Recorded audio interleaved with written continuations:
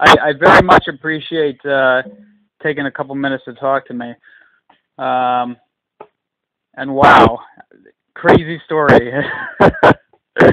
Yeah, it is a bit nuts. Yeah, I mean, I have to say, most obviously, as you know, most people who carry don't.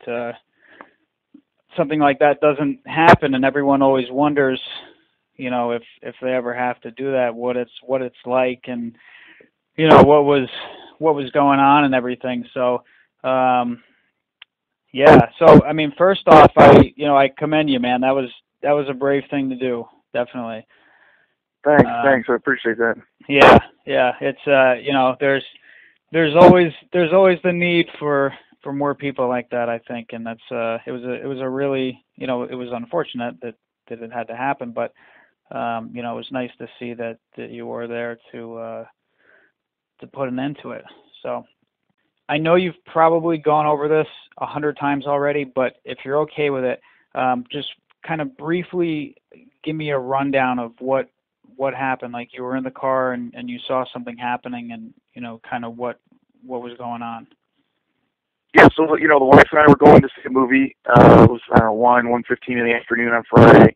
Uh, Going down South Lake Boulevard. It's a 6-lane road, heavily traveled.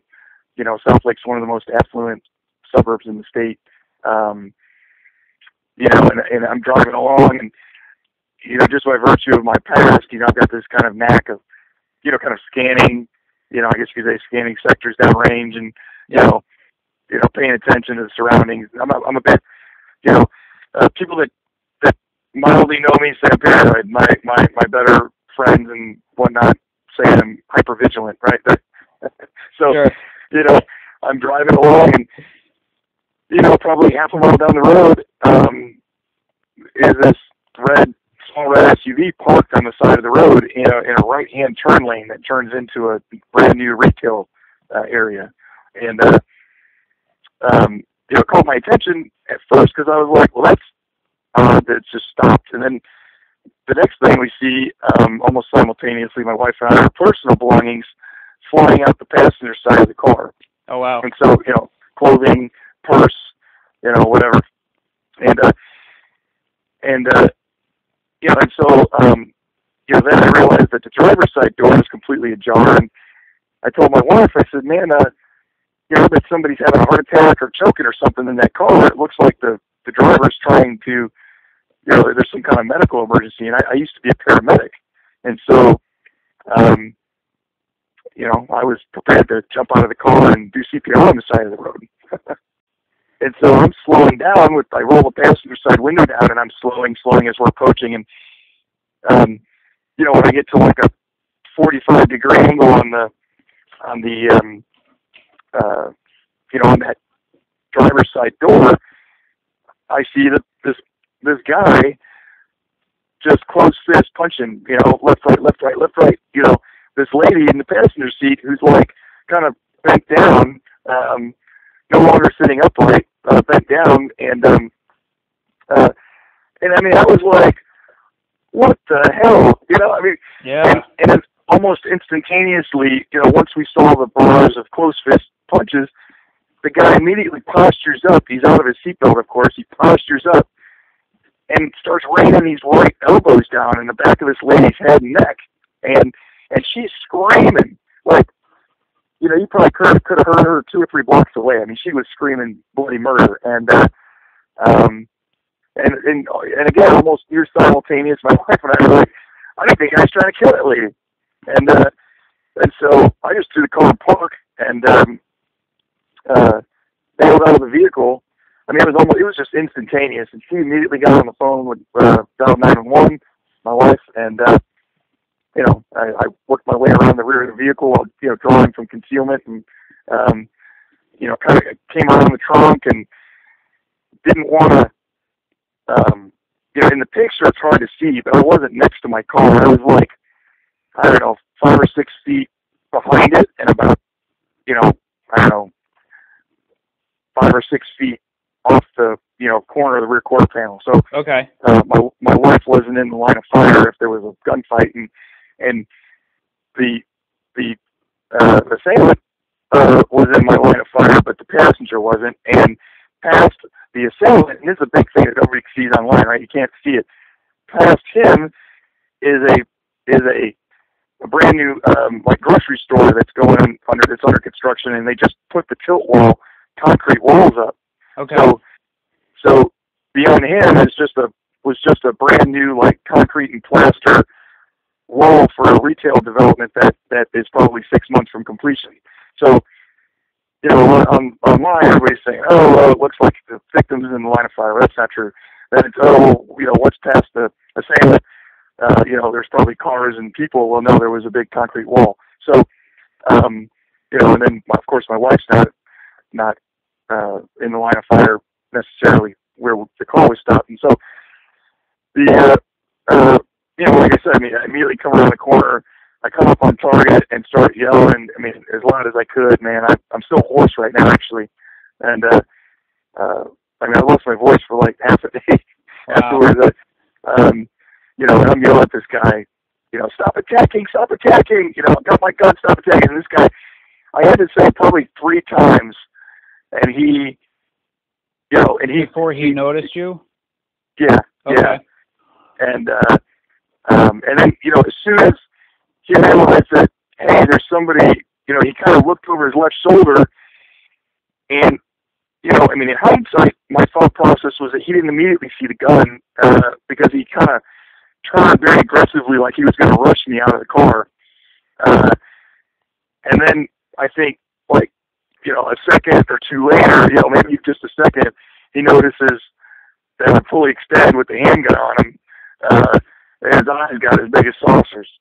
You know, I mean, like half dollar size. I mean, the guy was like, oh, like, what the hell? And, you know, you know, I'm still yelling at him, you know, let me see your hands, get on the vehicle, let me see your hands, get on the vehicle, get on the ground, get on the vehicle, get on the ground. I mean, and he's yelling back at me all kinds of stuff. You know, to be brutally honest, my wife, when I keep talking about it, I'm hearing him telling me obscenities, and my wife's saying, I don't think he was swearing, but it's like the fog of war, you know.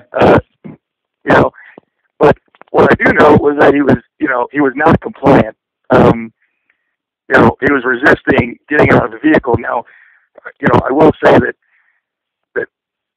the, you know, the initial presentation of the firearm and the initial commands did the trick, right? I mean, that was the main objective was to cease the potential deadly attack on that victim. So that, I mean, you know, as soon as he disengaged and turned 180 degrees from her to me, essentially, you know, step one was, you know, a little box was checked. And, you know, but now, you know, now I'm in this spot where now I've got this angry, you know, amped up guy, and, you know, I didn't know if he had a weapon. Sure. You know, I was mentally preparing myself for him to rush me. I mean, I literally, like, you know, that was my first gut feeling was that this guy's trying to, because he was talking smack to me as I'm yelling commands with the gun, and I was thinking to myself, you know, briefly, like, is this guy trying to work up the courage to rush me from the car? I mean, that was, you know, kind of my, like, And so, yeah. After probably 30 seconds of us going back and forth, he finally complied. And he was slow, he was hesitant, he was still talking, you know, a whole bunch of, but you know, but he finally exited the vehicle and slowly went to knees and then slowly prone down on the street. Okay. And this was all before police arrived, right? Oh yeah, yeah. Okay. I mean, police were 2 to 3 minutes out on initial contact. Okay. So, you know, he's prone down on the street. The lady's still screaming hysterically in the vehicle, crying and, you know, wailing and whatnot. And my wife's still on the phone with 911, and, you know, I still got him on target. And, you know, you know, it was kind of a unique situation. I mean, I didn't know, you know, I've got a handful of credentials, you know, but in that capacity, I'm functioning as a CHO holder. I'm not functioning as a licensed bodyguard, which I am in Texas. I'm not functioning as a licensed armed security guard, which I also am in Texas. Right? Oh, wow. Okay. Because I had seen your in a few articles they referenced military background. So I knew that you weren't new to firearms or anything like that. So you've had extensive training. I've had over 2,000 hours. Okay. Yeah. So firearm training. And now when you were describing, I didn't mean to cut you off here, but this kind of leads into one question that I had. When you first drew your firearm and you were in the thick of this, it doesn't sound like you didn't have that tunnel vision. I mean, you were aware of what was beyond your target. You were describing the building back there and the barriers that were up. The victim as well as your wife being out of the line of fire. I mean, you didn't, your training kicked in when you got into this. Is that right? I mean, that's the only thing. So here's it's a unique thing to discuss. I think we'll probably talk about it on Sunday. Early in my career, when I was in Iraq, I was there for on and off over 3 years. And I was in the Army for 8 years, and I've been I've been in a handful of different things, which I won't necessarily discuss. No offense, but no. the earlier in my life, I have experienced that, where as soon as I was under a stress, my hearing degraded, my manual dexterity degraded, I got tunnel vision. It was like I was looking through a couple paper towel rolls, Mm-hmm. And so in hindsight, I am very, very, very surprised that did not happen. Actually, it really is. It's one of the top things that I'm like, wow, and the only thing that I can attribute it to, there's two thoughts. One, I was proactively moving on him as opposed to him proactively moving on me. Or two, finally, all of the training and all of the muscle memory and all of the repetition on range, and 20,000 plus rounds, and just over and over and over. Sure. Maybe that. I never trained for that type of scenario, but it's you got to kind of improvise and whatnot. But I think maybe that was it. Maybe it was all of the training kind of tempered that a little bit, made it a little bit more comfortable. So then shortly after that, the police. Yeah. So he was prone on the ground. He was on the ground. The wife was telling me the cops are coming. He was very, very, very, like I said in another article, the dude was obsessed with the firearm. So it was, don't shoot me, bro, don't shoot me. And then, mixed in there was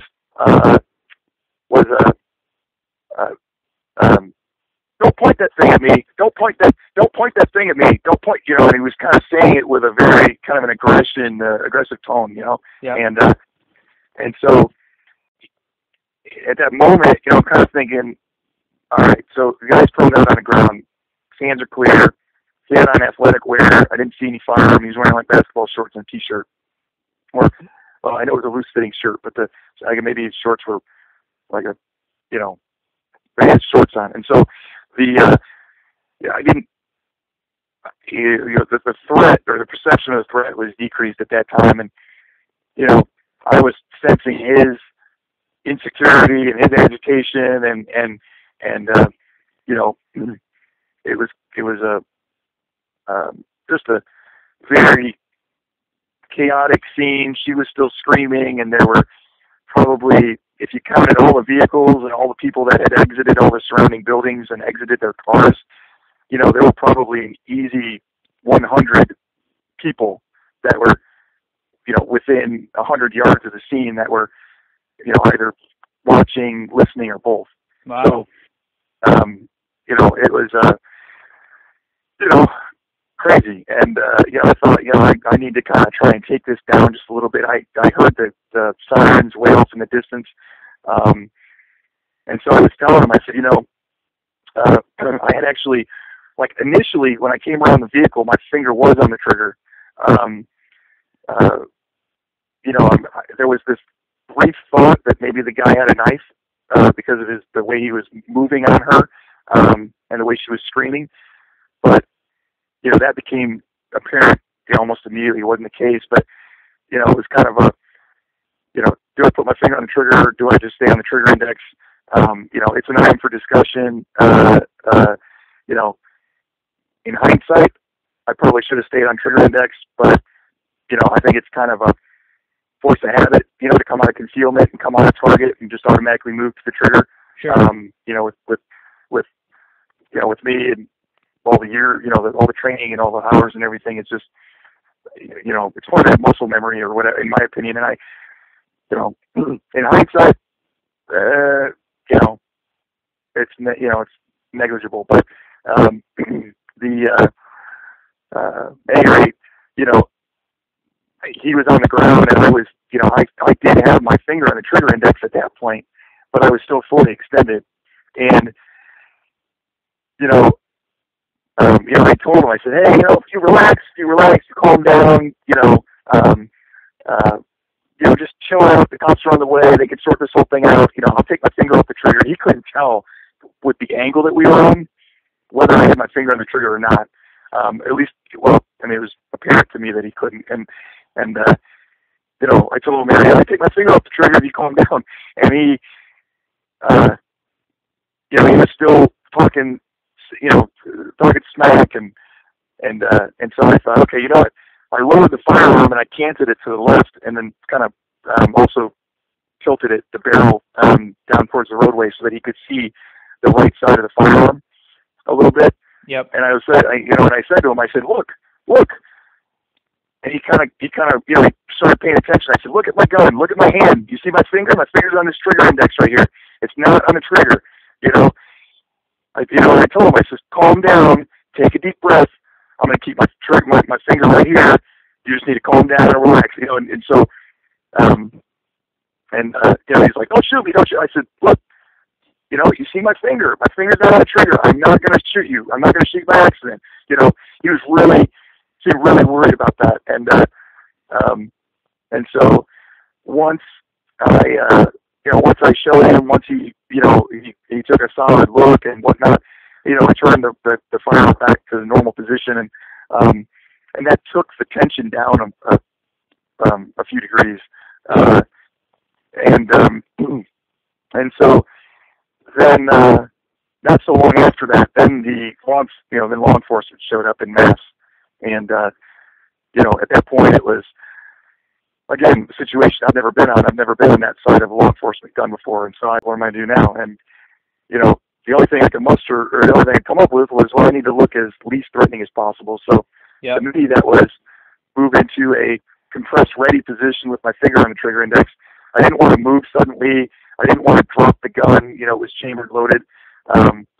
It just kind of seemed odd to me. It was, again, people can argue, well, you should have done this or you should have done that. But, I did what I did, right? I compressed the firearm, and the officers that were approaching from my right side in their vehicle, I thought, well, they've got the clearest view.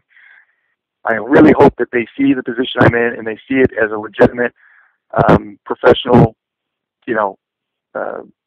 position to be in with a firearm, and see my finger on the trigger index and realize what this high compressed ready position is, and see me for I don't know, for lack of better terms, the professional that I am. So, and then the police officers that came around on my left side, I glanced over my left shoulder real briefly, and out of the peripheral vision, I saw them pull up and stop and make things of the vehicle, and they come up drawing on me, and they were barking commands, don't move, drop your weapon, hands up, get on the ground, the normal standard fare. Yep. And, the only thing that I could muster to those guys was, I'm a CHL holder. That was the only thing I could say. Yep. It was very very nerve-wracking. You know, so so that was it. I mean, I said that one phrase. I knew, I recognized that he heard me. You know, at least one of the officers from my left side did. And, you know, I slowly went from high compression, you know, bending over to put the firearm on the street, you know, my hands up. I mean, it's all on the video, I think. Yeah, and, I'm actually watching that part as you're going through this, yeah. And so they, you know, I mean, I just kind of thought, well, you know, I'm just going to do what they're told, you know, do what I'm told and try to remain calm and non-threatening and, you know, sure. You know, and so I did. I just laid out on the street, you know. So, yeah, they cuffed me. I was in cuffs for 10 to 15 minutes. They ran all my credentials and whatnot. And then, you know, gathered some information from witnesses and the victim and then came over and took the cuffs off and had me stick around, and then, you know, I had to write a report. My wife did too. And, you know, half hour after the entire thing, I got my firearm back on scene. Oh, good. Okay. Before we left, I went and asked if I could say hi to the victim and went and talked to her for a brief moment, and we shared a hug, and you know, she seemed really appreciative. Which yeah. was cool. That was nice of you. That was a nice gesture to see. Yeah, good closure for me. Yeah. Yeah. Yeah, absolutely. Yeah. Do you mind me asking what type of firearm did you carry? Oh, I've got both my wife and I carry the Heckler & Koch 45 compact. Okay. Oh, so that was one of my other questions, if she carried as well. Yeah. She's a CHO holder. She carries the same firearm. Yeah, I did a little interview on the radio the other day on the AM channel here locally, and the guys were joking about my wife, saying, you know, I should have sent her out since she was closer to the assailant. No, but she wasn't carrying that day, right? No, Is that what you're saying? Yeah. Yeah, she wouldn't, and she wouldn't. You know, this situation was just, you know, this is a once in a lifetime situation. Sure. You know, I mean, extremely unique. You know, this wasn't. I also see on some of these comments on some of this stuff like, oh, it was a marital spat, and, you know, why is the guy going to throw a gun on somebody in a shoving match? That, you know, that was not the case. I mean, you know, if it was, you know, if a guy was still seat belted and I saw him shove a female in the seat, you know what? I would stop or do a U-turn. I would call 911. I would probably sit and, you know, and observe. You know, if it's open hand, if it's sure. Yeah, you know, I mean, I would observe, you know, I'd report and be on the phone 911. You know, and if it escalated to a point where I felt an intervention was needed for, you know, the other person's, you know, long-term well-being, then, you know, then so be it. And, you know, I think the response would have been, you know, would have matched the, you know, the incident. You know, it's hard to kind of portray what my wife and I saw. I mean, it really is. It's, you know, the easiest way for me to describe it is, you know, imagine a UFC fighter, you know, 180-pound guy, 200-pound guy, maybe, you know, whatever, you know, has a woman on the mat, partially defending herself, and the guy's just raining elbows down as fast and as hard as he can. You know, I mean, you know, that wouldn't fly in UFC for numerous reasons. And you know, we all know that, you know, strikes to the head and neck, especially with an elbow, you know, is in many circles considered deadly force. Mm-hmm. So, you know, you know, the conditions at the time, I think, required the escalation. But, you know, there's another thought, right? So I've got the firearm on my hip. I get out of the vehicle and I go hands on without the firearm. To, you know, to what happens then? Now a you know, an enraged guy who I don't know if he has a weapon or not. I don't know what his fighting skill set is. Right. I don't know exactly how fit he is. I don't know exactly how skilled he is. Right. Could be on drugs. Yeah, it could be No on idea. PCP. Yep. Right. So I go to the door, and what do? I, put him in a headlock, put him in a joint lock. I grab him, drag him out of the vehicle, and then what? Now I'm in suburbia on a 3-lane road having a throwdown with a dude I don't know, in conditions I can't control. It just doesn't make any rational sense to me. So, in that scenario, the most immediate threat was stopped in the most efficient, fastest way, and everybody lived to talk about it. The suspect went to jail, and we got to go. We did not finish our movie date, but we went home, and well, I did not lose any sleep. Did you make up the date yet, or is that in another time? No, we actually did on Sunday. Yeah, so I went and saw the movie on Sunday. So after the incident, we relaxed for a few minutes. Let a little of the adrenaline wear off. My right knee was bouncing quite a bit,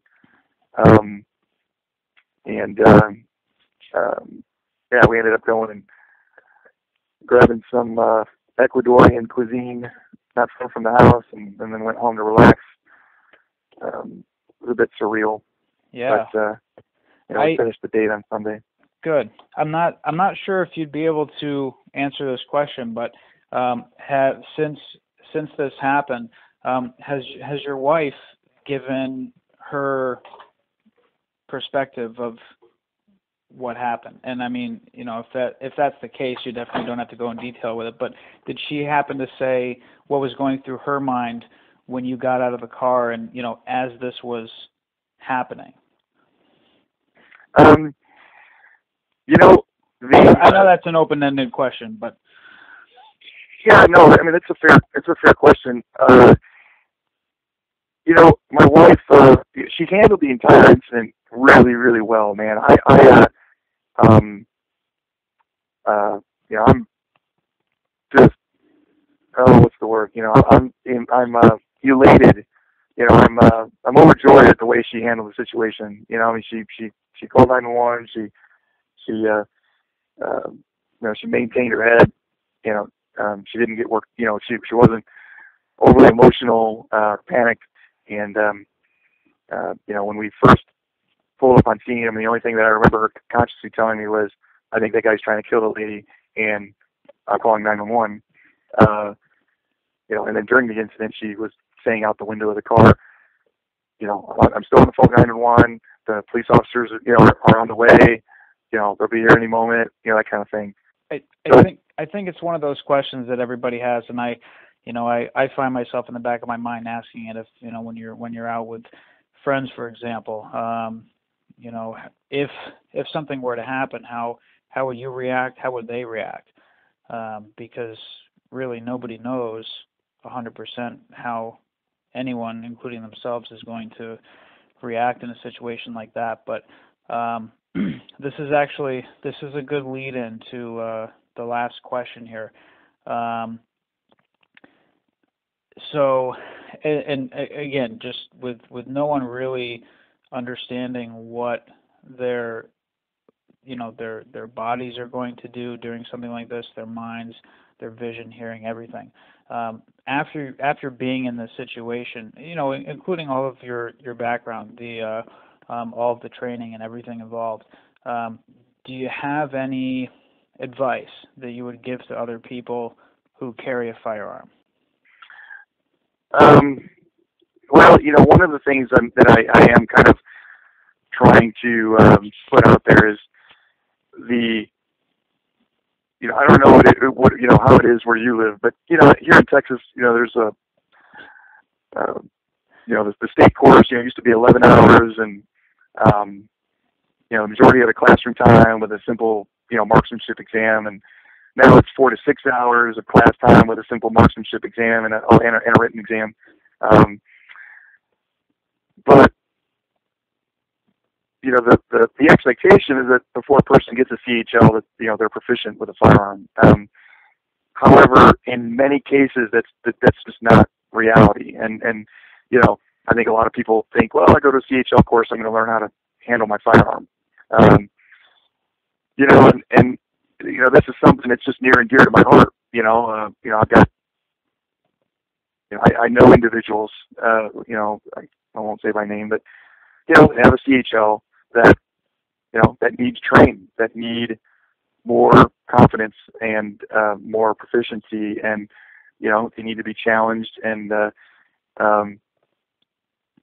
I think with some individuals, right, I think to myself, gosh, if I'm ever in an environment where, let's say I'm in a restaurant and some knucklehead decides to pull a gun and shoot up the joint, there's only a handful of people that I would trust to be next to me or with me, to handle that situation, engage the threat, and, handle business. There's other people that I think, oh, shit, you draw that firearm, I might be best served just coning out myself and covering my vital organs. Yeah. And and waiting until this thing, until something else happens. So, I just really want people to, I think the takeaway from this is, hey, this guy did this. It's a unique, once in a lifetime thing. It was a serious assault. That required that level of intensity, and I've got 2,000 hours worth of time training, and could I have done it with 1,000? Maybe, sure. Could I have done it, right out of CHL course? Maybe, but I think as CHL holders, we, all of us, we just really have moral and ethical, personal and professional responsibility to constantly improve and maintain skills and competency and comfort, and because that's just, in my opinion, that's the only way to do it, right? I mean, you got a responsibility to yourself, to the perpetrator, to the victim, or to bystanders and law enforcement. I mean, it's absolutely. I wouldn't, and to God, I'm a Christian guy, they're,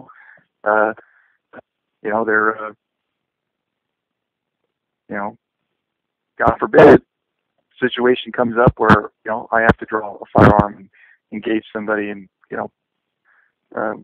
kill them. I have to live with that, and I have to, deal with that between me and God. And, it's a heavy burden. So, absolutely.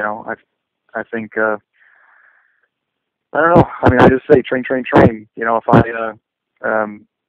get as much diverse training as you can, and, run scenarios, and just surround yourself with professionals, and try to absorb what you can, and be humble, and you're doing it the right way. And I love to hear that you are continuously taking courses and things like that, because that's where, you're right, a lot of people lack in that area. It's and I see people leaving comments, oh, I don't need to go to the range as much as everyone says that I do. I can hit the paper, and they could be the best shot in the world, but once you're under that stress that 99.9% of people involved in something like that will never be under again in their lives, and haven't before that, it's a whole other ball game that I'm not even familiar with. I've never had to do what you did, and I hope never to have to do it. But the training, man, I'm so happy that you're on that side of the spectrum with, taking it seriously, because it is, it's a big thing. Well, I can let you go, Aaron. I appreciate it very much, taking the time, especially on New Year's Eve. All right. All right, sounds good. All right, awesome. All right, have a happy New Year. All right, you do the same. All right, man. Thanks again for letting me call. Oh, anytime. You take it easy. All right, you too. All right, see you. Bye-bye.